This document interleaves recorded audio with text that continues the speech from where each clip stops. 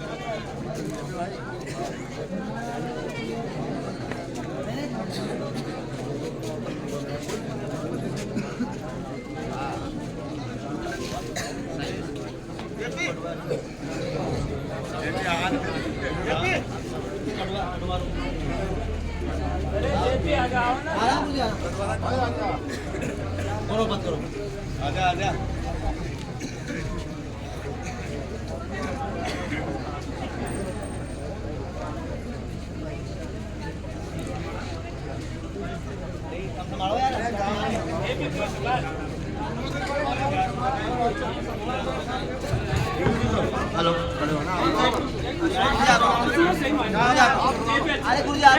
JP बोल सकता है यहाँ बाकी आप स्वागत था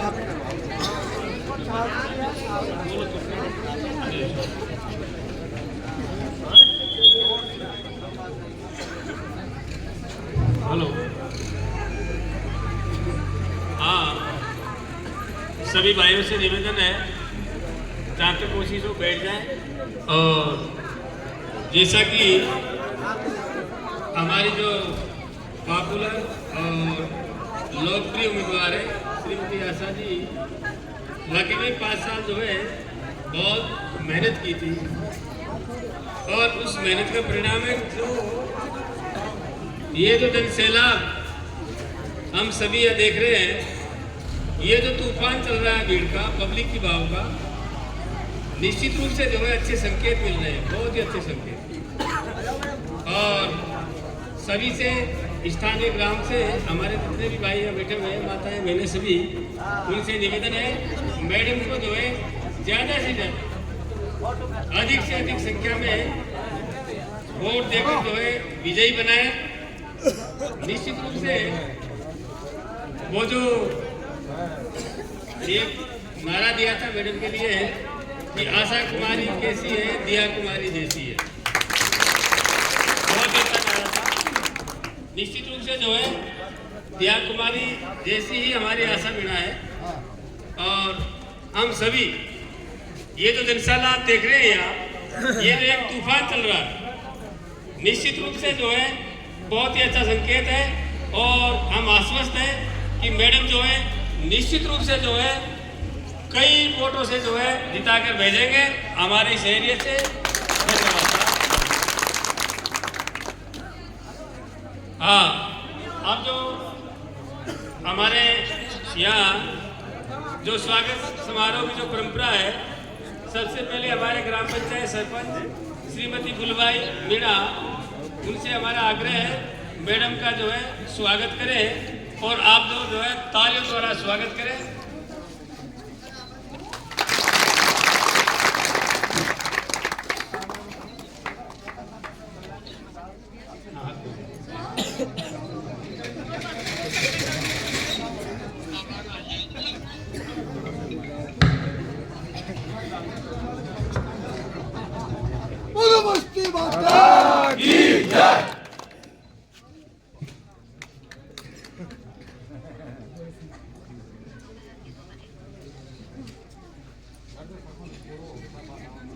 हाँ, अब जो है इसी स्वागत मेला को आगे बढ़ाते हुए मैं निवेदन करूंगा पूर्व सरपंच श्रीमान संपत मीणा जी से, मैडम का आकर स्वागत करें। श्री संपत जी मीणा।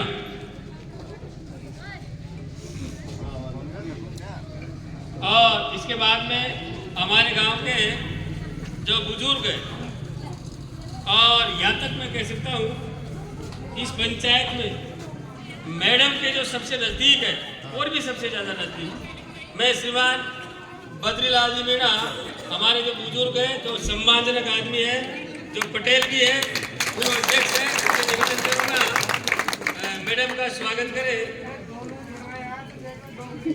हाँ,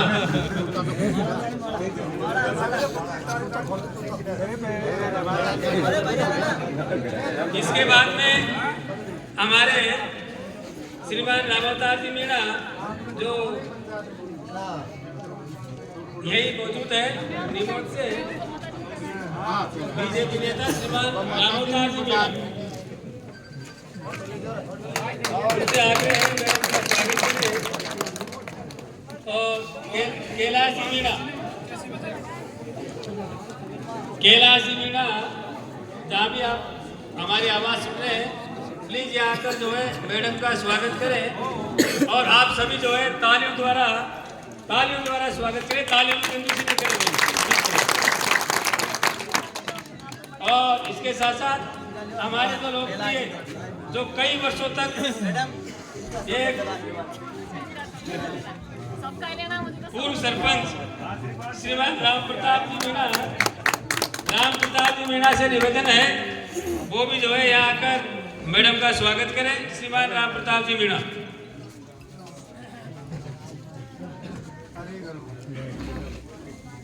आपको नाम भी कुछ कोई मैं भरतलाल जी, गुरु जी, श्रीमती आशा मीना जी का माल्यार्पण। हाँ, रिटायर्ड टीचर भरतलाल जी मीना, रिटायर्ड टीचर।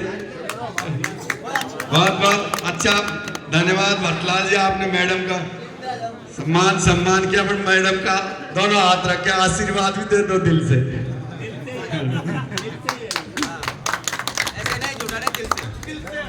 और भी कोई भूल चूक में कोई रह गया, स्वागत करना चाहे मैडम का तो कर सकता है। श्री धनपाल जी बेरुआ, कहीं भी हो आए, मैडम का स्वागत करें। और सोनी जी तो पूर्वी सरपंच है, वो भी यहाँ कहीं हो। सैन समाज से गणपत भाई, और भी कोई, श्री चंद्र प्रकाश जी जहांगीर, वो भी आए हैं। श्री राजेश जी सैन, वो भी आए, मैडम का स्वागत करें माल्यार्पण करके।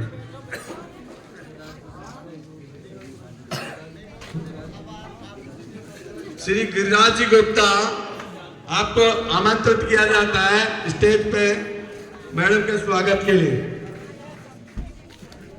और श्यामलाल जी जैन कहीं भी हो, और श्यामलाल जी शर्मा, दोनों को ही आमंत्रित करते हैं, मैडम का स्वागत करें। गिरिराज जी गुप्ता, आप भी आए, मैडम का स्वागत। पूर्वी सरपंच श्री राम प्रताप जी मीणा, यहाँ कहीं भी हो, उनको आमंत्रित किया जाता है विशेष रूप से। आप आए, मैडम का माल्यार्पण करके और आशीर्वाद दे। शरीफ खान जी, आप भी आए और मैडम का माल्यार्पण करके स्वागत करें। पूर्वी सरपंच श्री रामावतार जी भैरवा, आप भी विशेष रूप से आमंत्रित हैं, आइए, मैडम का स्वागत कीजिए। घनश्याम जी सोनी,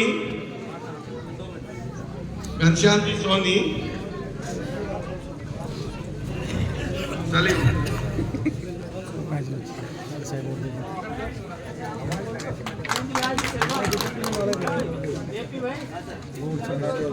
श्री चिरंजीलाल जी शर्मा, रिटायर्ड पोस्टमैन। शंभुदयाल जी योगी,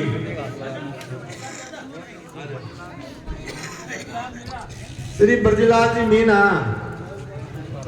मीना, कहीं भी हो, स्टेज पे आके श्रीमती आशा जी का माल्यार्पण।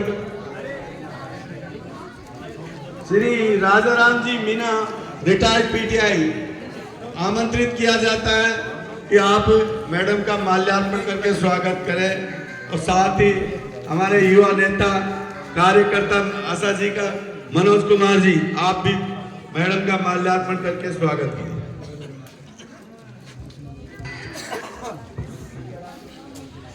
टीकाराम जी मीना कहीं भी हो यहाँ स्टेज पर आकर आशा जी का माल्यार्पण करके स्वागत करें। अब मैं इस स्वागत की बेला मैं अगले वक्ता के रूप में श्री घनश्याम जी मीना मलारना चोर को आमंत्रित करता हूं कि वो अपना उद्बोधन प्रस्तुत करें और इन ग्रामवासियों को निमोद की समस्त जनता को आश्वासित करो कि हमारा गांव मलारना चोर के लोग सभी आशा जी के साथ है। आप भी इस कड़ी में कड़ी जुड़ जाओ ताकि मैडम की पार लग जाएगी। आइए श्याम जी।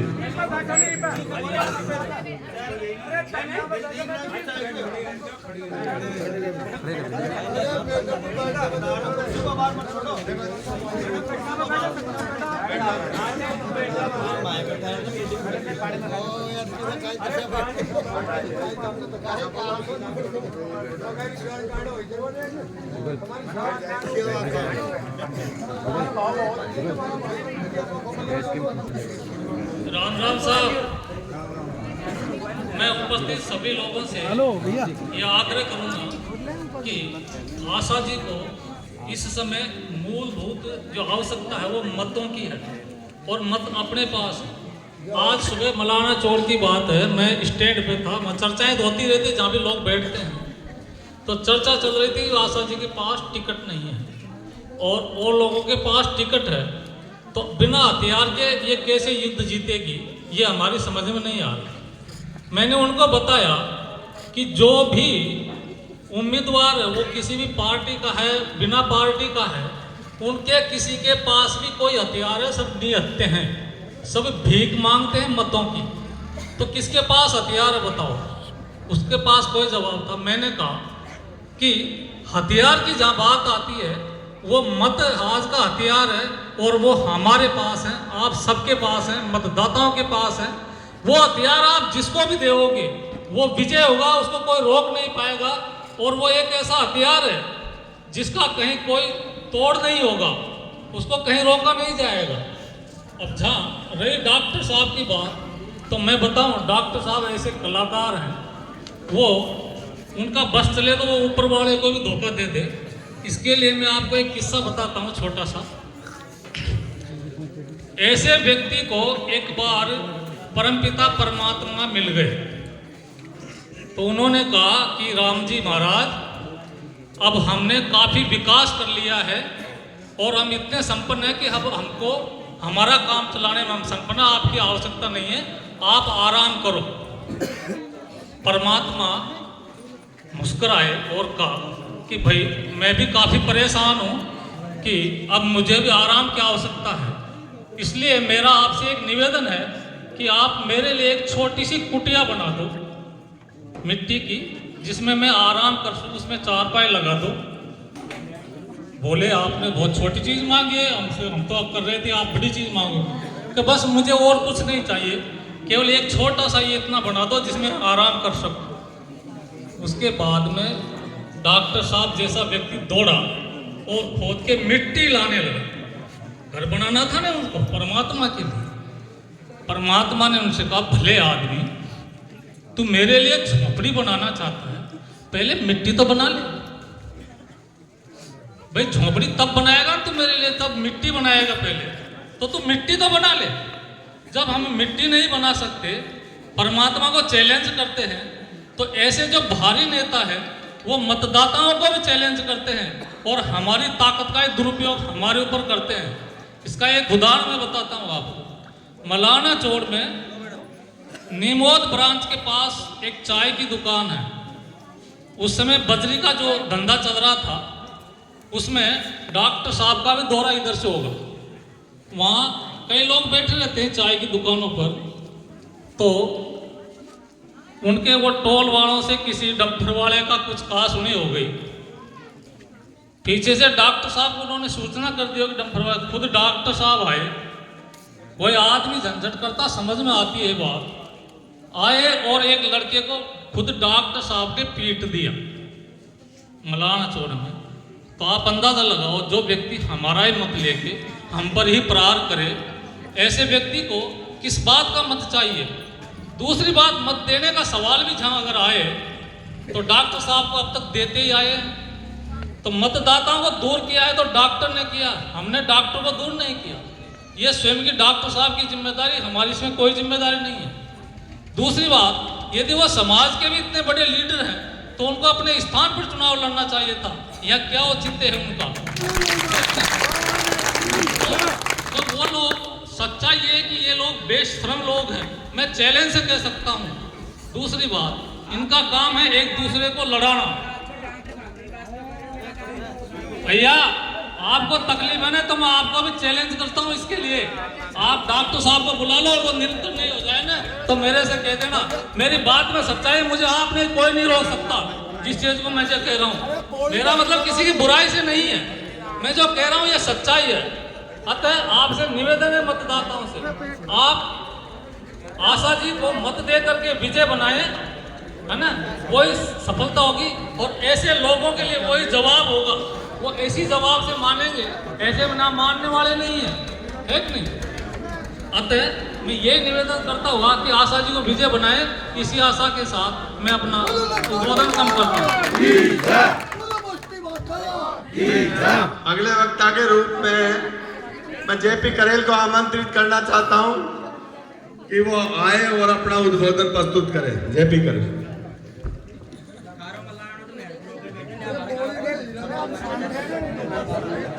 हेलो, कोई बात नहीं भैया, कोई बात नहीं। अरे कोई बात नहीं, नहीं कहेंगे, नहीं कोई बात नहीं, ठीक है। जनता जनार्दन है साहब, वहाँ भी जाते हैं। कोई बात नहीं, कोई बात, अरे कोई बात, प्लीज प्लीज, नहीं कोई नहीं। देखो मेरी बात सुनो। परम सम्मानीय नीमोद पंचायत के मेरे बड़े बुजुर्ग, माता, बहनों, युवा साथियों, आपको सबको प्रणाम, अभिनंदन, स्वागत। बहन आशा मीना जी अपने साई माधोपुर से निर्दलीय प्रत्याशी, इन्होंने बीजेपी का टिकट मांगा। 5 साल मेहनत की, टिकट पार्टी ने इनको नहीं दिया। मैं किसी व्यक्ति विशेष का नाम नहीं लूंगा, न कहूंगा मुझे कोई दिक्कत नहीं है। मैं तो यही कहना चाहता हूं, स्थानीय प्रत्याशी है, साई माधोपुर की रहने वाली, वाटरवास की रहने वाली, आपके बीच में रहेगी,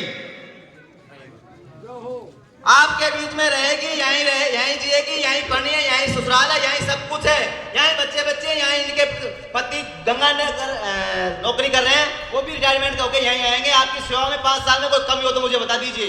आपके नीमोद में कम से कम 20 बार तो मैंने देखा है, यहाँ ही आपके जाने में, पाने में, माने में, सब में आई है। आपके जन्मदिन में भी आई है, आपके नुक्ते में भी आई है, आपके तेगी बैठ में भी आई है।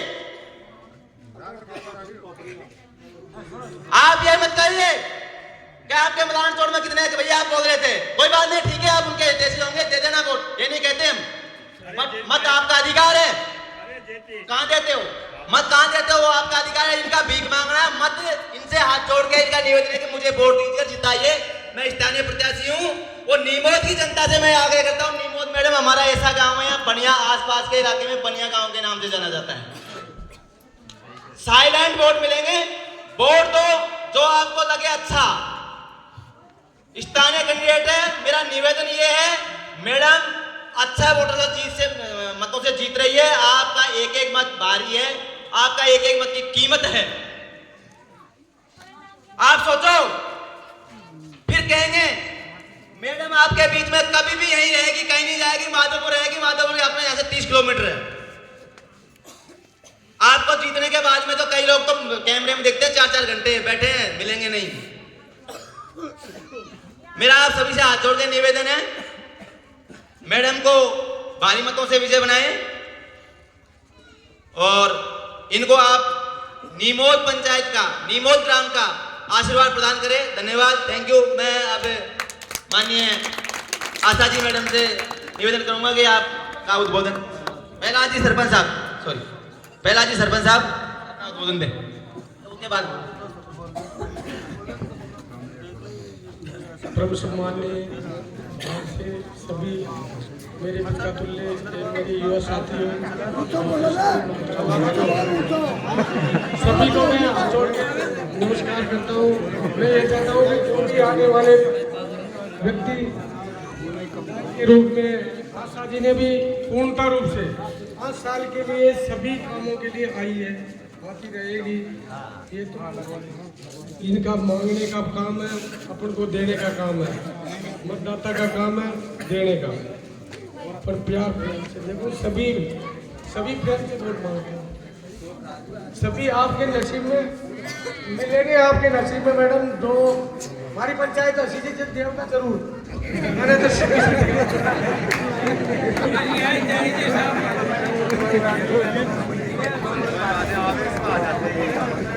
मैं दिल पर कुछ नहीं ले रही, क्योंकि मेरा परिवार है भाई। आप लोग कहने का अधिकार भी और कहोगे भी, इसमें कोई बुरा नहीं मान रही मैं।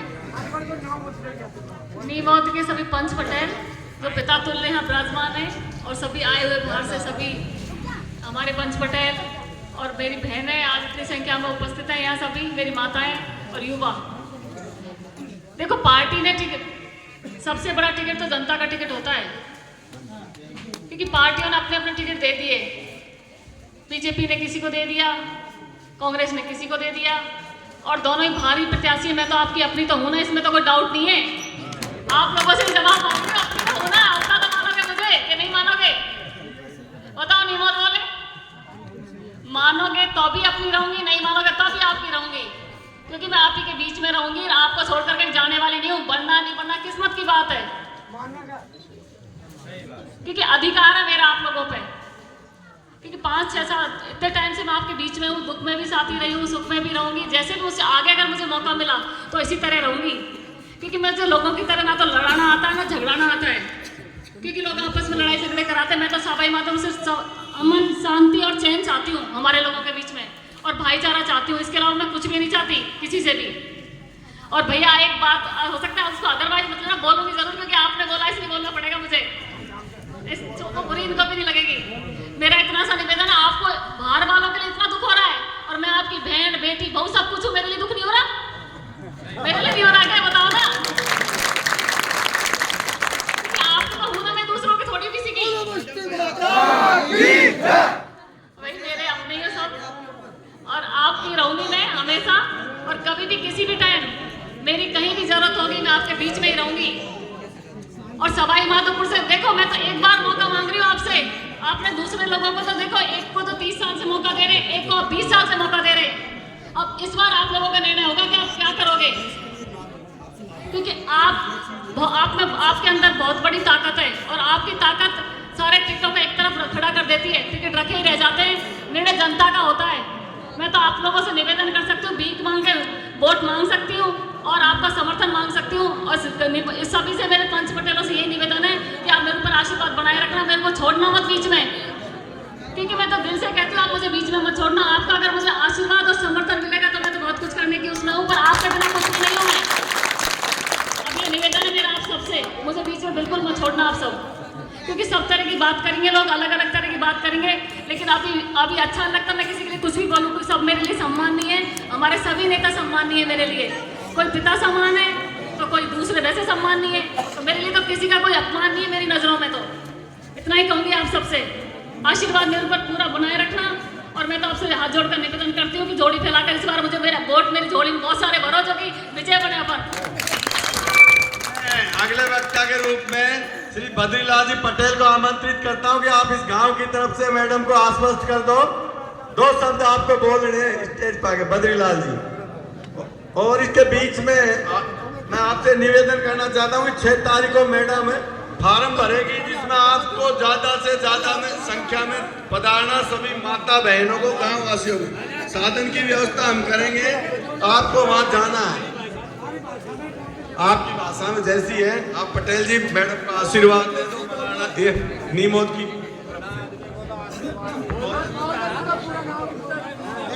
हमारी पंचायत में आशा मीणा को भारी के भारी बहुमत से जिता करके